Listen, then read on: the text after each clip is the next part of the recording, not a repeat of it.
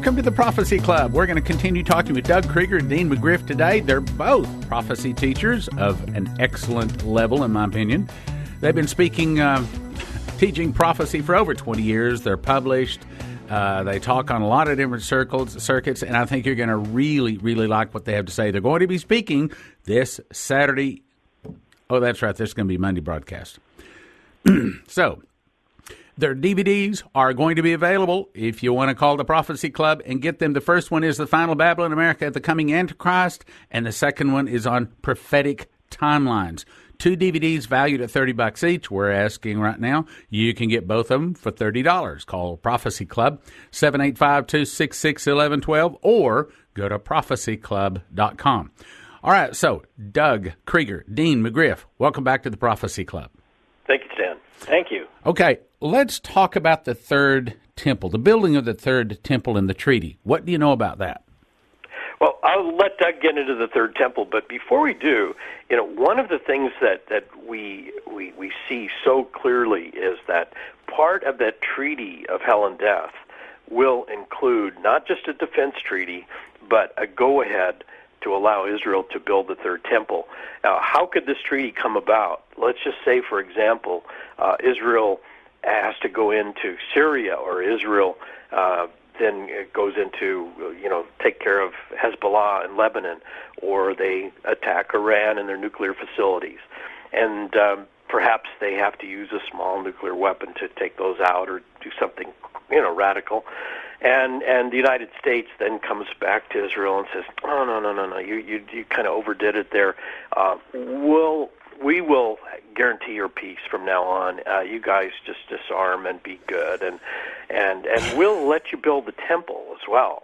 And so, this is part and parcel of the building of the temple and the treaty and everything, and it's all wrapped up into this one event that could very, very easily happen very, very soon.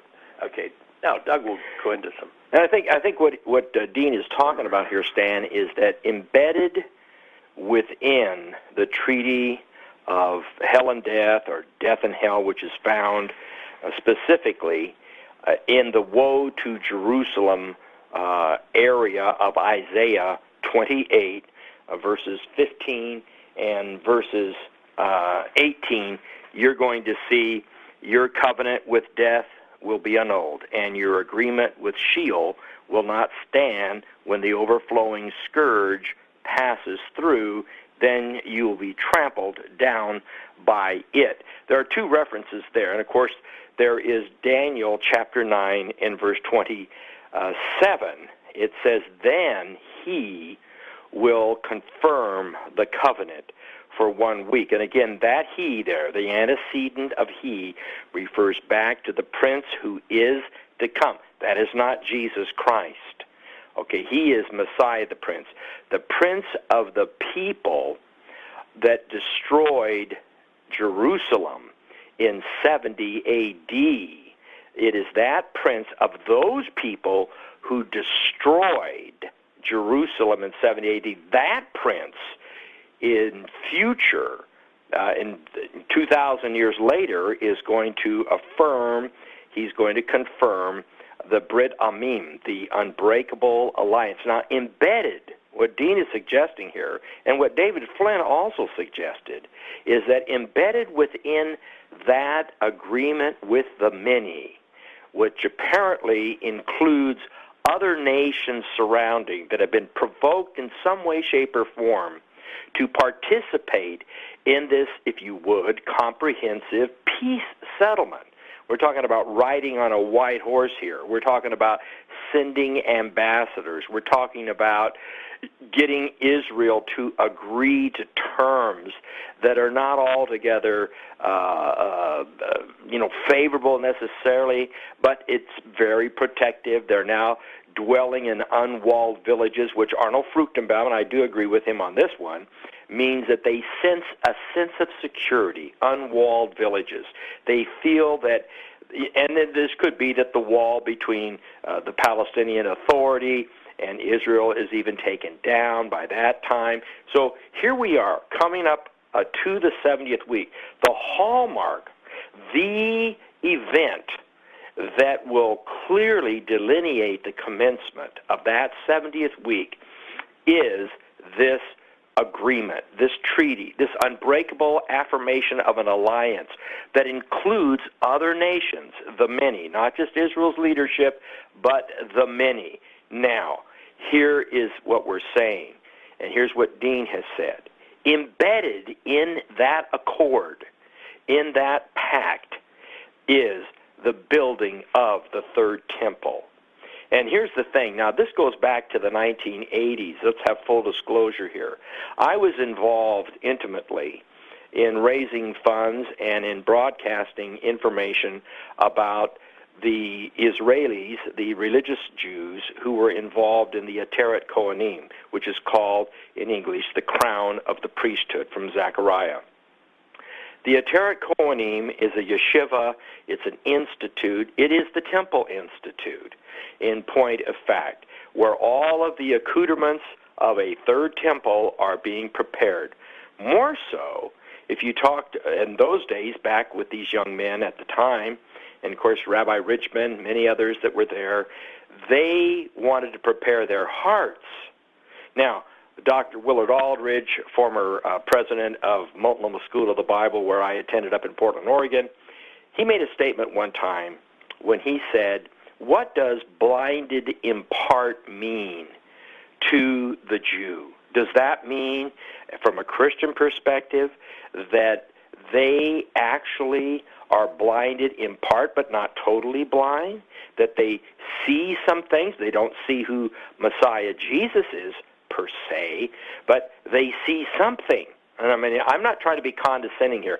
I'm just saying theologically, there's something going on among the religious Jews. And I'm not talking about religious Judaism just as a religion per se, but I'm talking about the earnest, the pious ones, I would call them, the ones who earnestly seek the Lord in relationship with Him somehow, and who believe that biblical Zionism, the desire for a homeland, is a scriptural, a biblical, a Torah imperative, and that they are there, not like all the other nations. They are there because they know that their being there will fulfill prophetic scriptures, that they would be this light to the Gentiles somehow. Okay, so this is what I'm talking about. Way back then in the 80s, we started the Temple Mount Foundation in support of their efforts to do this and raised quite a bit of money. I'm not going to go into detail here. Suffice it to say that we were very earnest, they were very earnest in this effort. We talked with them about how this was going to happen, and they said the greatest task that we have is to prepare our hearts.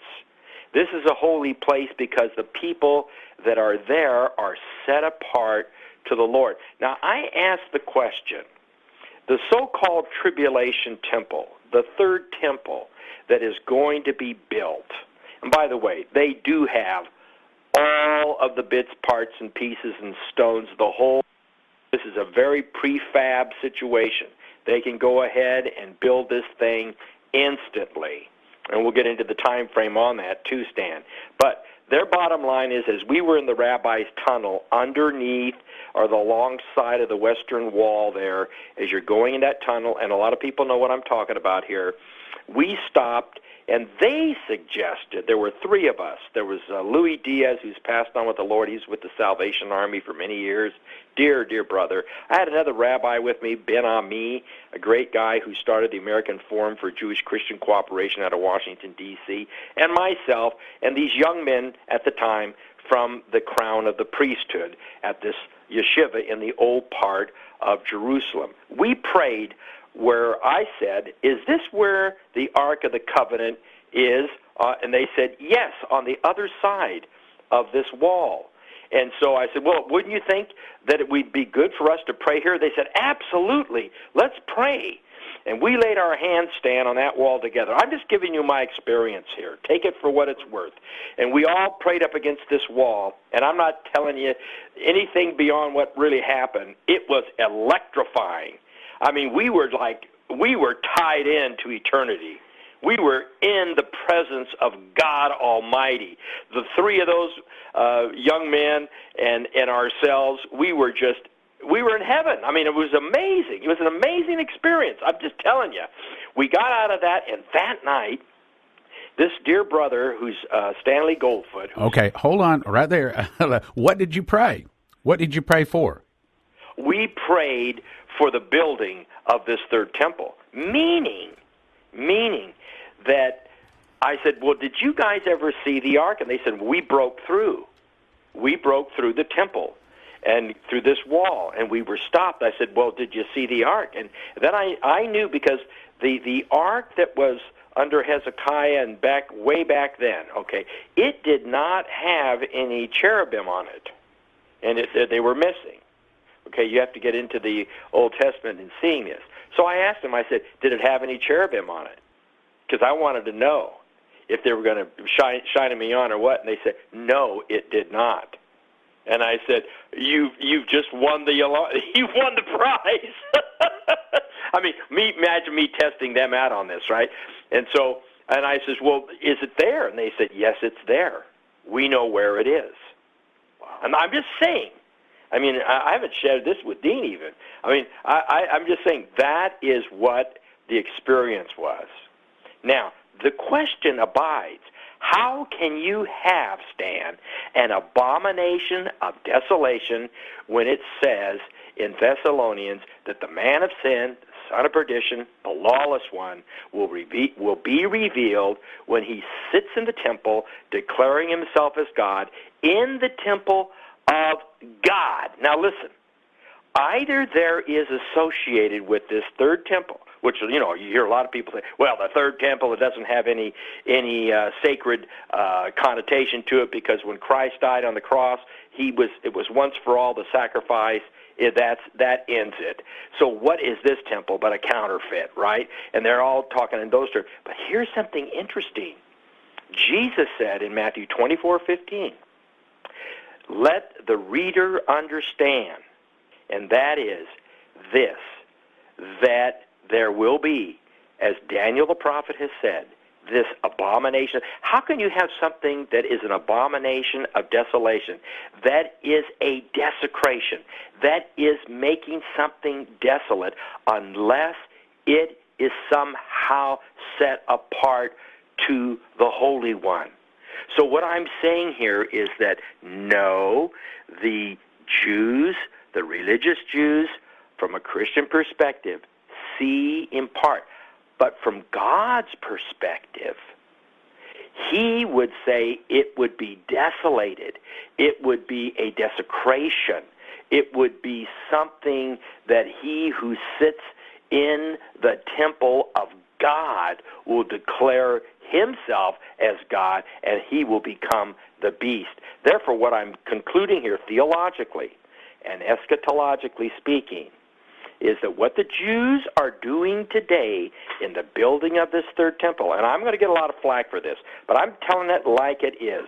And you can talk to Lambert Dolphin, you can talk to Asher Kaufman, who helped us put the map of where the actual Holy of Holies is on the Temple Mount, which at that time was the Dome of the Spirits, although I have other information to give you on this. But suffice it to say that God is doing His work of setting apart the elect, of sanctifying these religious Jews who I call modern-day biblical Zionists.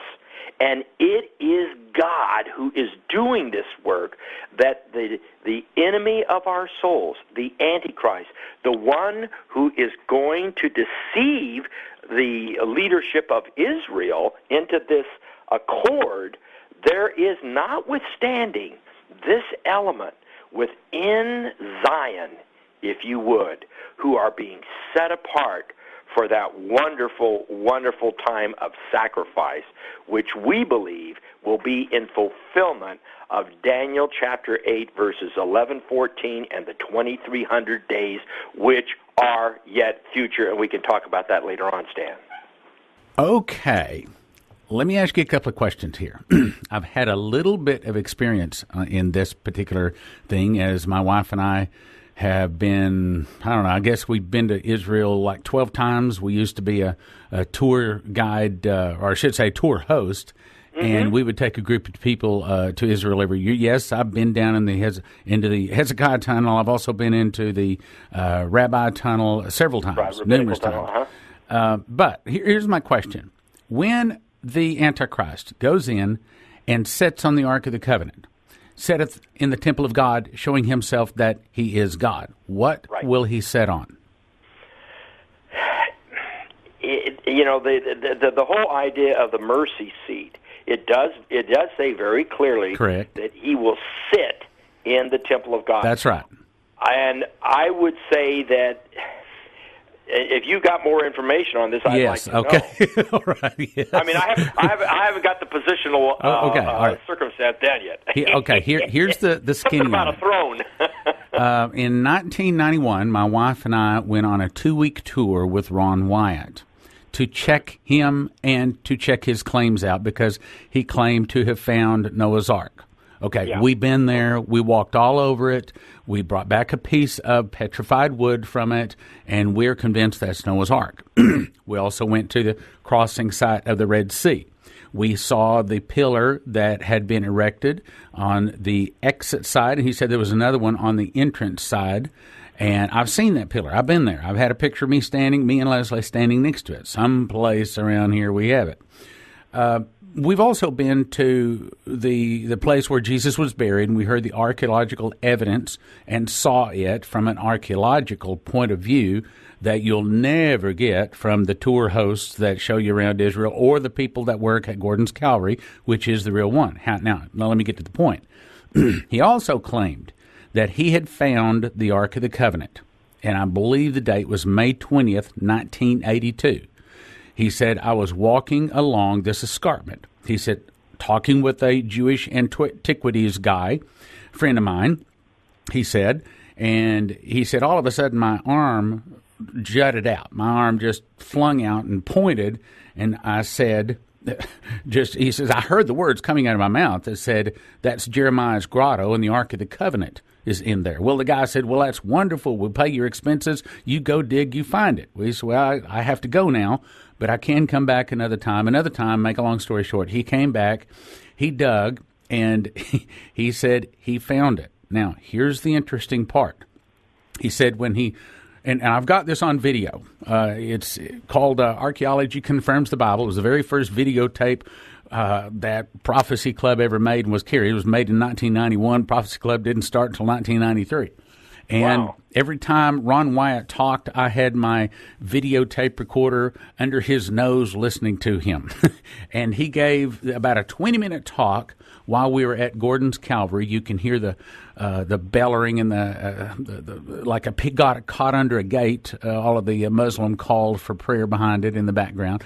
Very, very anointed talk. Anyway, he told about how he found this cave. He said he had a little Arab guy that was wonderful at getting into little small crevices. He said, but when we broke into that cave, he said that Arab guy came out of there. He said, I thought he was going to claw me apart.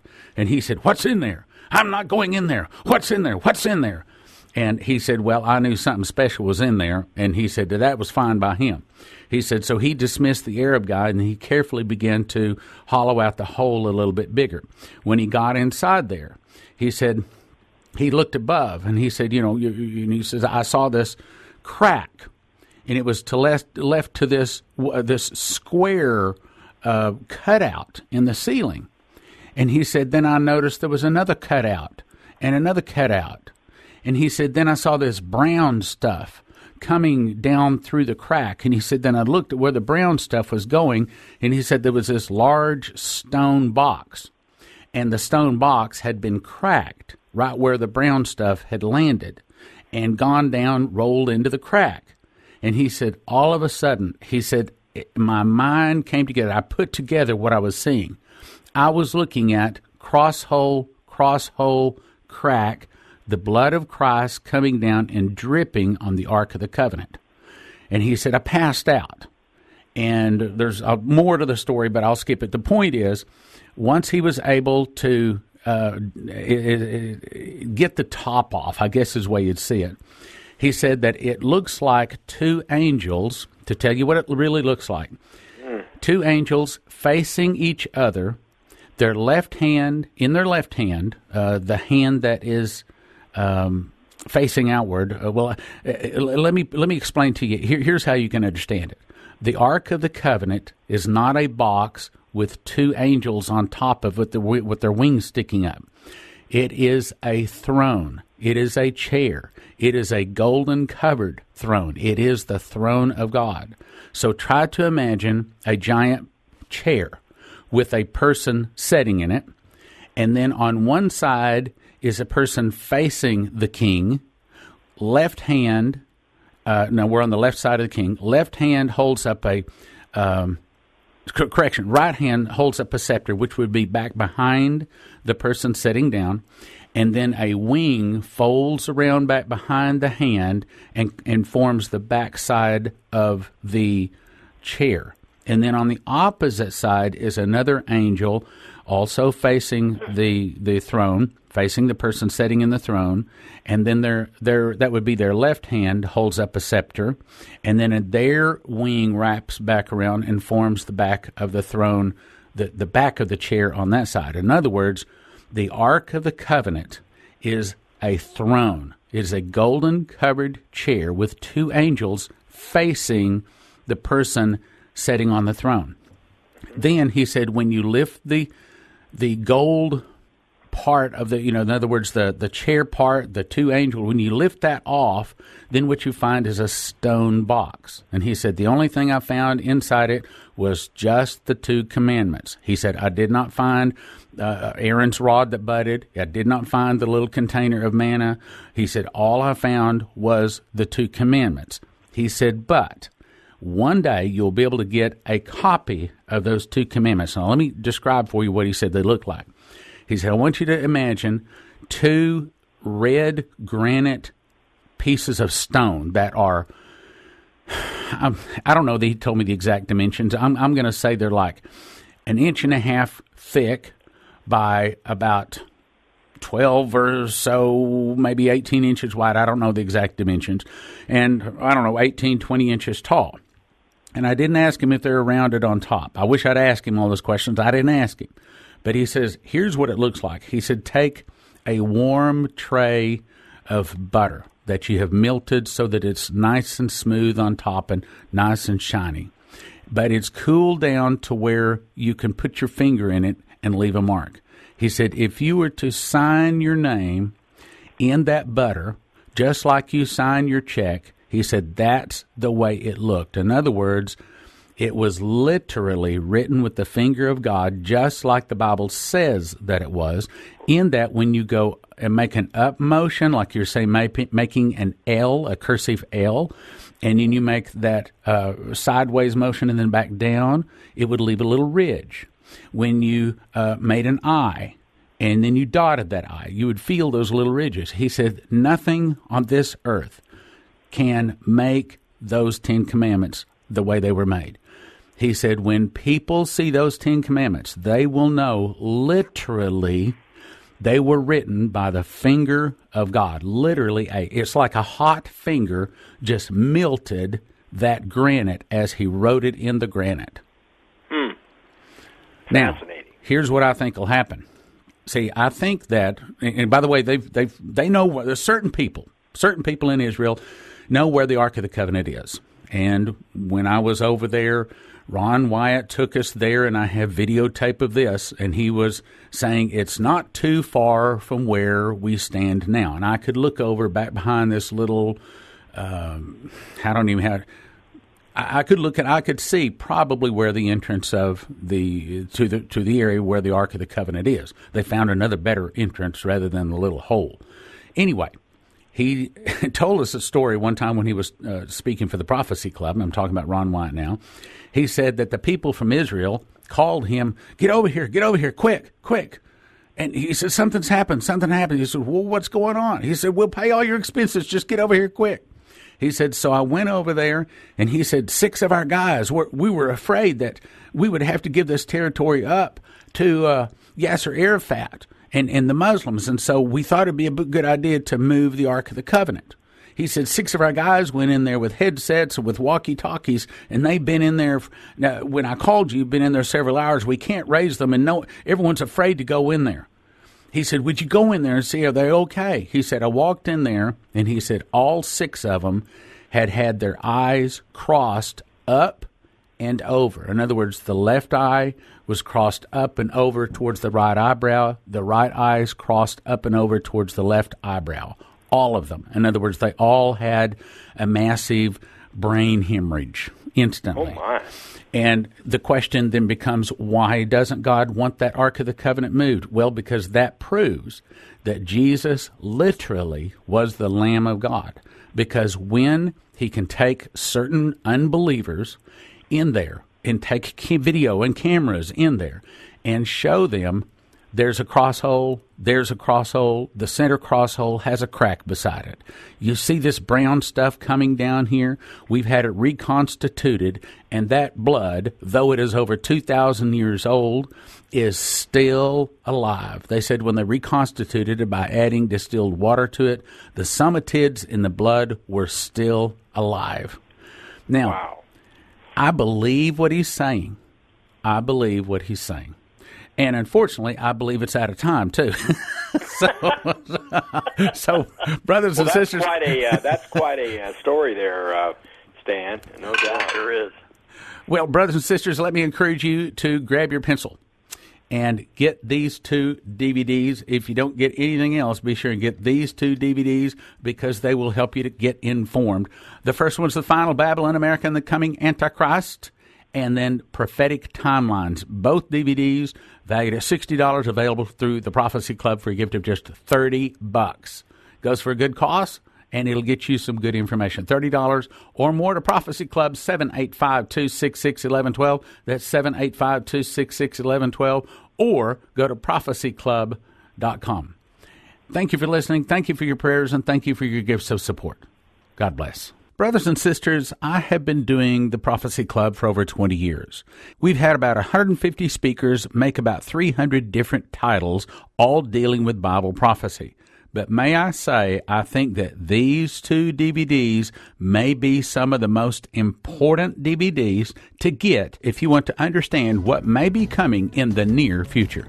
The first one is talking about how America is the final Babylon. The second one is talking about timelines, how soon the tribulation may start, and they claim that the tribulation will start in 2018 and be all over by 2025. They have lots and lots of research to be able to say that. Get both of these DVDs, valued at $30 each, but now you can get both of them for a gift of just $30 to the Prophecy Club, 785-266-1112, or online at prophecyclub.com. End Time Babylon and Prophetic Timeline. Now from the Prophecy Club, some exciting opportunities for you.